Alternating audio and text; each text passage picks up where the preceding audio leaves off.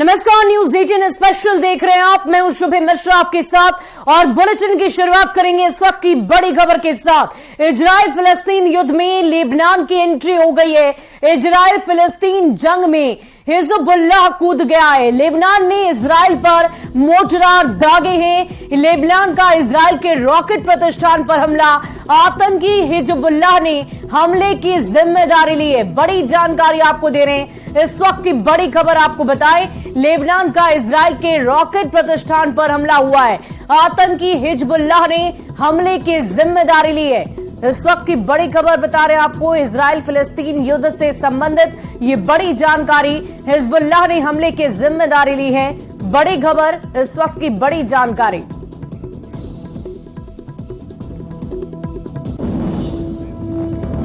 Israel की वायुसेना ने लड़ाकू विमानों ने गाजा को बारूद से बांट दिया है। इजराइल ने हमास के खिलाफ इस ऑपरेशन का नाम ऑपरेशन स्वॉर्ड आयरन रखा है।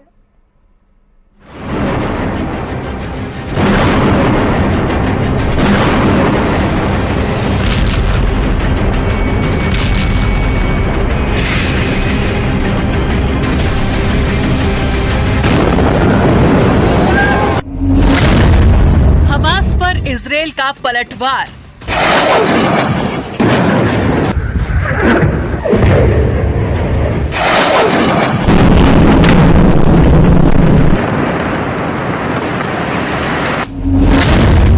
गाजा पट्टी पर रॉकेट की बौछार।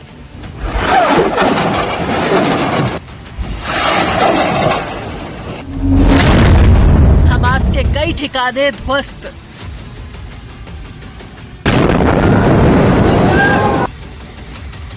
इजराइल पर हमले के फौरन बाद ही उसकी सेना ने आतंकी संगठन हमास के ठिकानों पर पलटवार शुरू कर दिया। इजराइल की इस कार्रवाई में न सिर्फ गाजा में तबाही आई, बल्कि कई लोगों की जान चली गई। इसके साथ ही कई लोग बारूदी हमले में घायल भी हो गए। इजराइल का ये पलटवार उसी वक्त हो गया जब उसके प्रधानमंत्री बेंजामिन नेतन्याहू ने युद्ध का ऐलान किया। אזרחי ישראל, אנחנו במלחמה, לא במבצע, לא בסבבים, במלחמה.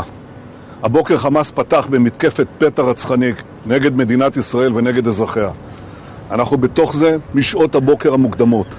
כינסתי את ראשי מערכת הביטחון, הנחיתי קודם כל לטהר את היישובים מהמחבלים שחדרו פנימה. הפעולה הזאת מתבצעת בשעות הללו. במקביל הוריתי לבצע גיוס מילואים נרחב.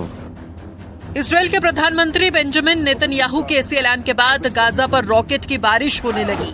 चारों तरफ बम के धमाकों का शोर और आसमान में धुएं का गुबार उठता दिखाई देने लगा। पलटवार के लिए जैसा नेतन्याहू ने सोचा, ठीक वैसे ही उनकी सेना दमखम से मैदान में उतरी। थोड़ी ही देर में हमास को अंदाजा हो गया कि इजराइल पर हमला करके उसने बहुत बड़ी गलती कर दी। इजराइल के इस पलटवार में 230 से ज्यादा फिलिस्तीनों की मौत का दावा किया गया और इजराइल के रक्षा मंत्री ने इस पलटवार में जीत का दावा कर दिया। חמאס עשה טעות חמורה הבוקר, הוא פתח במלחמה כנגד מדינת ישראל. חיילי צה"ל נלחמים בכל נקודות החדירה כנגד האויב. אני קורא לאזרחים להישמע להוראות פיקוד העורף ולבצע אותם כלשונן. מדינת ישראל תנצח במלחמה הזאת.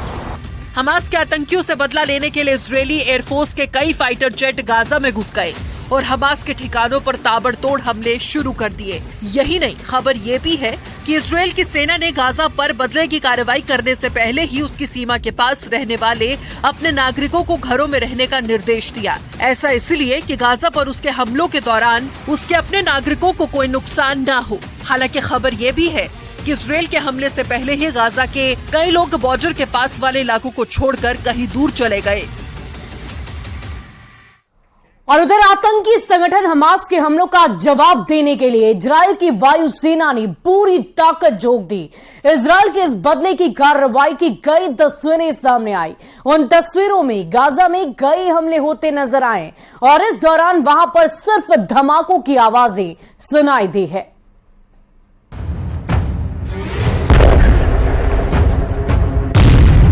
गाजा पर इजराइल की बमबारी, हमास के हमलों का करारा जवाब, इजराइल का बारूदी प्रतिशोध। आतंकी संगठन हमास के हमलों का जवाब देने के लिए इसराइल की वायुसेना ने ताबड़तोड़ रॉकेट दागे। इसराइल की वायुसेना ने जो तस्वीरें जारी की उनमें हमास के आतंकियों पर बारूद कहर बनकर टूटती दिखाई दी। इसराइल की वायुसेना ने दावा किया कि उसके इस हमले में हमास का लॉन्चिंग पैड तबाह हो गया। इसके साथ ही जिकिम में समंदर किनारे भी इसराइल की सेना ने हमास के कई लड़ाकों को मार गिराया। מקומות שהחמאס מסתתר בהם, פועל מתוכם. נהפוך אותם לאיי חורבות. אני אומר לתושבי עזה, צאו משם עכשיו, כי אנחנו נפעל בכל מקום ובכל העוצמה. बदले की इस जंग में इसराइल कोई कोर कसर छोड़ना नहीं चाहता, क्योंकि हमास ने उसके ऊपर एक दो नहीं बल्कि हजारों रॉकेट की बौछार की। इस बीच इसराइल की एयरफोर्स ने एक और तस्वीर जारी की जिसमें हमास की 4 ठिकाने नजर आए। इसराइल की सेना ने दावा किया कि इन बहुमंजिले इमारतों को उसने हमला करके नेस्तनाबूद कर दिया। इसराइल के दावे के मुताबिक उसकी सेना ने गाजा में हमास के कई मिलिट्री कंपाउंड और मिलिट्री हेडक्वार्टर्स को तबाह कर दिया। खबर यह है कि इसराइल के इस हमले में गाजा में 230 से ज्यादा लोगों की जान चली गई और 1800 से ज्यादा लोग घायल बताए गए। צה"ל יפעיל מיד את כל עוצמתו כדי להשמיד את יכולות חמאס. נכה בהם עד חורמה וננקום בעוצמה על היום השחור הזה שהם עוללו למדינת ישראל ולאזרחיה. यही नहीं, हमले के दौरान हमास ने इसराइल के कई नागरिकों और वहां के अफसरों को बंधक बनाने का दावा किया। हमास ने यह भी दावा किया कि उसके पास इतने बंधक हैं कि वो इसराइल की जेलों में सभी फिलिस्तीनी कैदियों को छुड़वा सकता है। हालांकि इसराइल के नागरिकों को बंधक बनाए जाने से नेतन्याहू ने हमास से हर हिसाब लेने की धमकी भी दी। אני אומר לחמאס, אתם אחראים לשלומם. ישראל תבוא חשבון עם כל מי שיפגע בסערה אחת מראשם. इसराइल पर हमले के बाद से ही उसके फाइटर जेट एक्शन में है और हमास के ठिकानों को चुन चुन कर तबाह किया जा रहा है।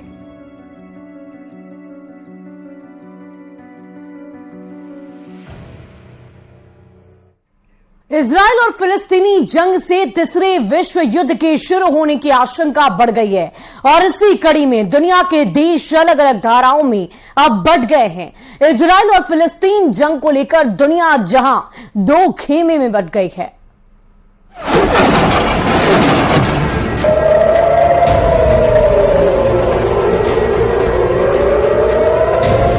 इसराइल और फिलिस्तीन जंग के बाद दुनिया 2 धड़ों में बट गई, एक इसराइल के साथ तो दूसरा फिलिस्तीन के साथ।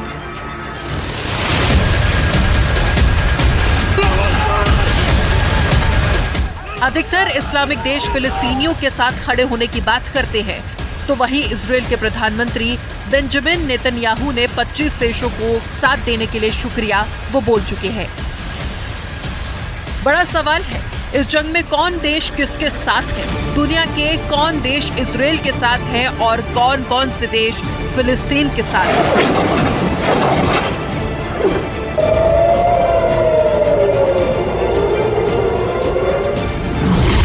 सबसे पहले इसराइल के साथ कौन देश है, इसे देख लेते हैं।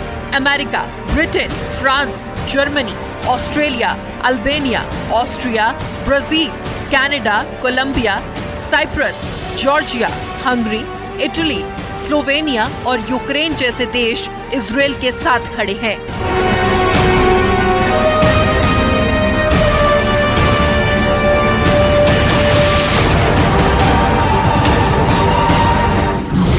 दूसरी तरफ फिलिस्तीन के साथ चीन है, सऊदी अरब, तुर्की, सीरिया, ईरान, पाकिस्तान, कुवैत जैसे इस्लामिक देश इसराइल के खिलाफ हैं। तुर्की के राष्ट्रपति रेचेप तैयब अर्दोआन ने एक कदम आगे बढ़कर इसराइल को सख्त चेतावनी दे डाली।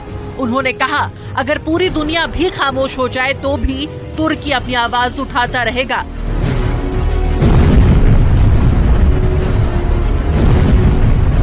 इसराइल पर हमास के आतंकी हमले के बाद प्रधानमंत्री नरेंद्र मोदी ने प्रतिक्रिया दी है। मोदी ने कहा कि इसराइल में आतंकवादी हमलों की खबर से गहरा सदमा लगा है। हमारी संवेदनाएं और प्रार्थनाएं निर्दोष पीड़ितों और उनके परिवारों के साथ है। हम इस कठिन समय में इसराइल के साथ एकजुटता से खड़े हैं।